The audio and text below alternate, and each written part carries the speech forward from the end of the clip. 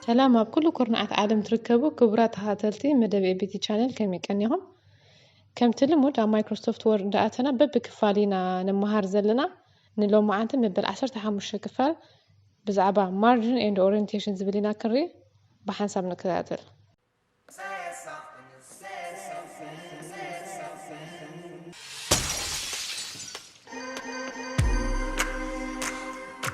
ናይ ሎሚ ትምህርትና ከምቲ ኣብ መእተዊ ዝተሓበረና ብዛዕባ ፔጅ ሳይዝ ማርጅንስ ኤንድ ኦሪየንቴሽን ዝብል ኢና ክርኢ ቅድሚና ኣብቲ ዲቴይል ምእታውና ኣብዚ ንሪኦ ዘለና ሜኑ መፂና ቪው ትብል ኦፕሽናላትና ኣብኻ መስመር ተወሊዑ ዶ ወይ ጠፊኡ ክሪኦ ኣለና እንድሕር ጠፊኡ ከምዚ ንሪኦ ዘለና ክኸውን እንድሕር ኦን ጌርናዮ ከዓ መስመር ዘለዎ ኮይኑልና ኣሎ ነቲ ማርጅንስ ከዓ ብቐሊሉ ክንርድኦ ክሕግዘና እዩ ማለት እዩ ኣብዚ ዝኾነ ፅሕፈት የብልናን ስለዚ ወይ ፅሑፍ ተለና መሪፅና ንምፅእ ወይ ከዓ ኣብዚኣ ኢኳል ኢልና ክንፅሕፍ ኢና ንኣብነት 3.4 ኢለ ፅሒፈ ኣብዚኣ ኢንተር ድሕሪ ኢለ 3 ፓራግራፍ በቢ4 መስመር ስለዝበለ እኳ ብኸም መንፅር 3 ፓራግራፍ ኣምፅያትለይ ኣላ ምናልባት 5.4 ኢለ እንድሕር ፅሒፈ ኣለኻ 5 ፓራግራፍ በቲ ዝመረፅኩ ከዓ 4 መስመር ኢለኻ ተምፅኣለይ ትኽእል ሕጂ እዛ ኣምፅያ ዘለኹ ፓራግራፍ ንኣብነት ኢና ክንጥቀመላ ኣብዚ ከዓ ክንርኢ ኢና ማለት እዩ ካብዚ ቀፂልና ናብቲ ሌይኣውት ዝብል ኦፕሽን ኣብዚ ሳይዝ ኦሪየንቴሽን ኤንድ ማርጅን ዝብል ኢና ክንርኢ ኣብዚ ሳይዝ ኣለና መጀመርታ ሳይዝ ምስ መረፅና ሌተር ሌጋል ስቴትመንት እንዳበሉ በቢቲ ኦፕሽን ኤፎር ተደሊና እውን እቲ ኦፕሽን ኣለና ፕላስ ኣብቲ ትሕቱ ተፃሒፉ ዘሎ ከዓ ክንደይ ሳይዝ ብክንደይ ኢንቺ እዩ ከዓ ይነግረና ማለት እዩ ምናልባት ተወሳኺ እንድሕር ደሊና ከዓ ሞር ፔር ሳይዝ ዝብል ዘለና ከዓ ኣብዚ ኣቲና ከዓ ባዕልና ሳይዝ እንዳወሰኽና ከዓ በቲ ዝጠቕመና ዓቐን እንዳመረፅና ክንሰርሕ ንኽእል ማለት እዩ ኦኬ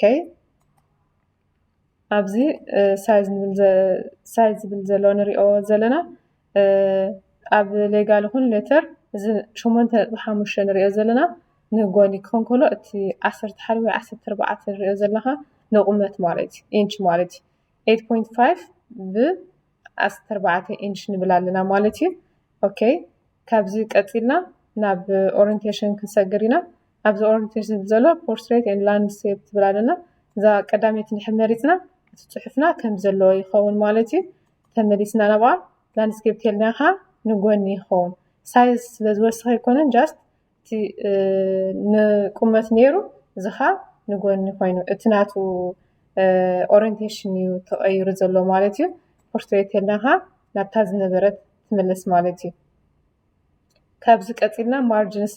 ኣለና ኣብዚ ከዓኒ በቢ ንሪኦ ዘለና ዝተፈላለየ ዓይነት ኦፕሽንስ ኣለና ከከምቲ ናቱ ኢንች ኣብ ትሕቲኡ ዘሎ ፅሑፋት ከዓ ክንመረፅ ንኽእል ማለት እዩ እንዳፈተና እውን ዝተፈላለየ ክንመረፅ ንኽእል ኢና ኦኬ እቲ ናትና ዲፎልት ኣብዚ ኖርማል እዩ ማለት እዩ ኖርማል እንድሕር ኮይኑ ብኩሉ ወገን ብላዕሊ ብታሕቲ ብፀጋም ብየማን ሓደ ኢንች እዩ እቲ ናቱ ርሕቀት ናረው እንድሕር ኮይኑ ከዓ 0.5 ኢንች ማለት እዩ ከምኡ እንዳበለ ከዓ ይኸይድ ማለት እዩ እዛ ኖርማል ከዓ እታ ዲፎልት ናትና ማለት እዩ ኦኬ ካብዚ ቀፂልና ኣብዚ ካስተም ማርጅንስ ዝብል ዘሎ ከዓ ባዕልና ኤዲት ክንገብር እንድሕር ደሊና ኢና ንጥቀመሉ ንኣብነት ሕጂ እዛ ቶፕ ትብል ዘላ ንሪኣ ዘለና ኣብዚ ማርጅንስ ካብዚኣ ናብዚኣ ዋን ትብል ኣላ ሕጂ ንሕና ነዚኣ ክንውስኸላ እንድሕር ደሊና እቲ ዲፈረንሱ ምእንቲ ክንሪኦ ንኣብነት ቱ ገይረያ ኣለኹ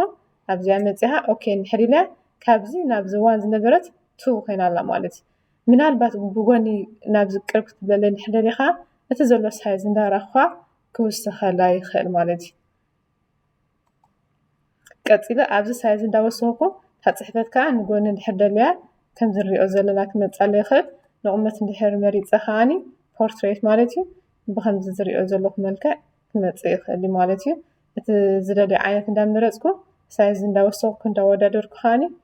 ክስርሐይ ክፀሕፍፍ ብፅሁፍ ክስርሕ ይኽእል ማለት እዩ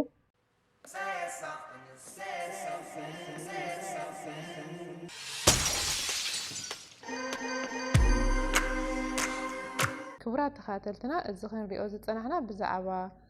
ማርጅን ኤንድ ኦሪየንቴሽን ዝብል ኣብዚ ወዲእ ኣለኹ ኣብ ቀፃሊ ብዛዕባ ሄደር ኤንድ ፉተር ዝብል ኢና ክንርኢ ሰላም ቅና Say something, say something, say something.